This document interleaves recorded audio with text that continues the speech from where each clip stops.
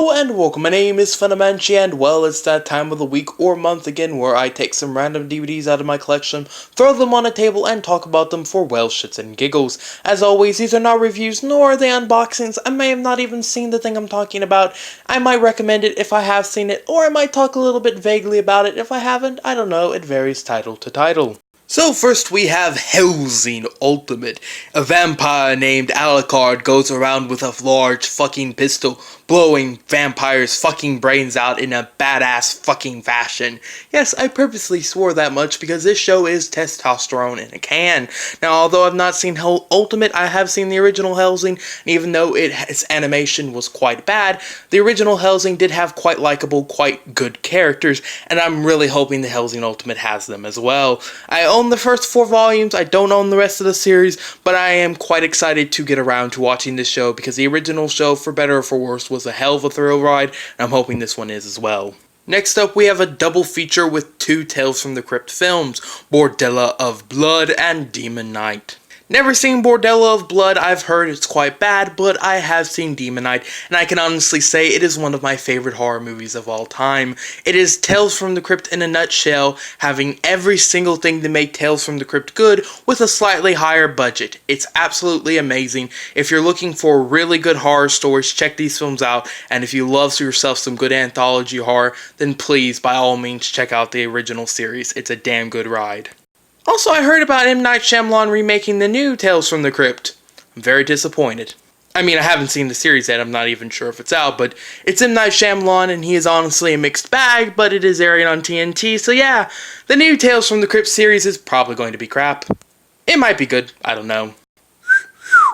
Next we have Femme Fatales. Femme Fatales was a soft porno series that aired on Cinemax. Have you ever seen Basic Instinct, that noir-y, hypersexualized thing? It's sort of like that. Not all of the series is noir-y, some episodes are, some episodes aren't. Sometimes it's sexy, sometimes it's just frankly awkward. It's a varied mixed bag, but it is most certainly an interesting enough anthology series. And yes, it's an anthology!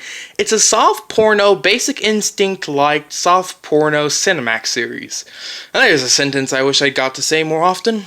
Yeah, the sex scenes aren't bad, the character and stories aren't bad, they do have things connecting it, so it actually does feel like a proper anthology. The woman you see there in the hat is the one who is the host for this series. Not a half bad host, all things considered. Not the most charismatic host for an anthology series, but certainly not the least charismatic.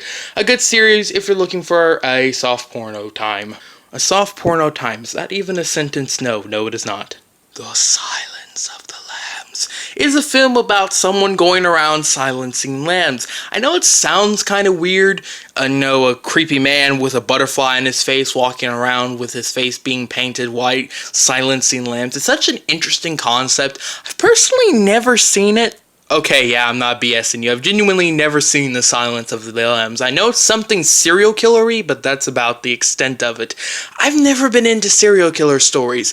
Nothing of that genre has ever interested me. It's just, no. Things like Criminal Minds and stuff like that. It's like, I understand why people like serial killer things. In fact, my mother loves serial killer-related stories, but I've personally never liked them.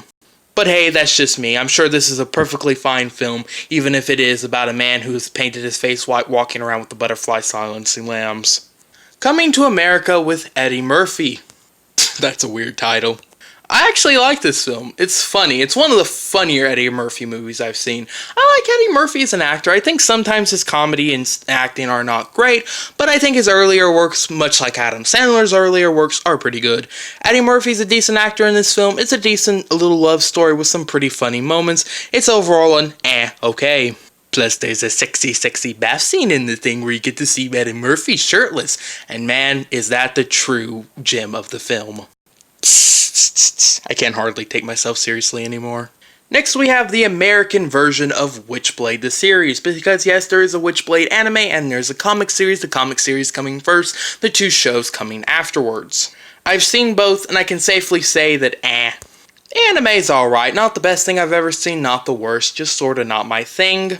And the American show was anticlimactic to say the least. I've never read the comic series. I probably should because by far I'm pretty sure that people seem to agree that the comic series is by far the best version of this.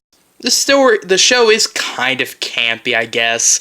It's, Interesting fact, the directing in this series, okay, it's not a fact, but interesting observation I made. The directing in Witchblade is quite similar to a horror anthology soft porno from Showtime called The Hunger. That's right, a series that no one here's probably heard of, has directing pretty much identical to Witchblade. The difference was The Hunger came out in the late 90s, whereas Witchblade came out in the early 2000s, which means that Witchblade's directing is almost identical to a soft porno from Showtime from the late 90s and early 2000s. Interesting fact that probably didn't even make sense because of the way I've worded it, and there, I'm done talking now because I'm starting to sound like an idiot.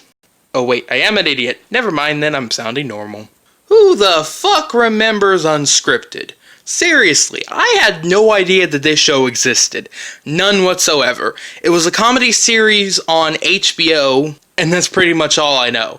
I don't know if it's a scripted. It says unscripted, but I feel like that because it says that it's an unscripted, I imagine that it's actually quite scripted.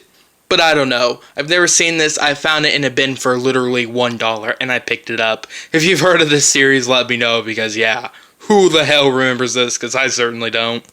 A film I can't remember any quotable lines from, Starship Troopers.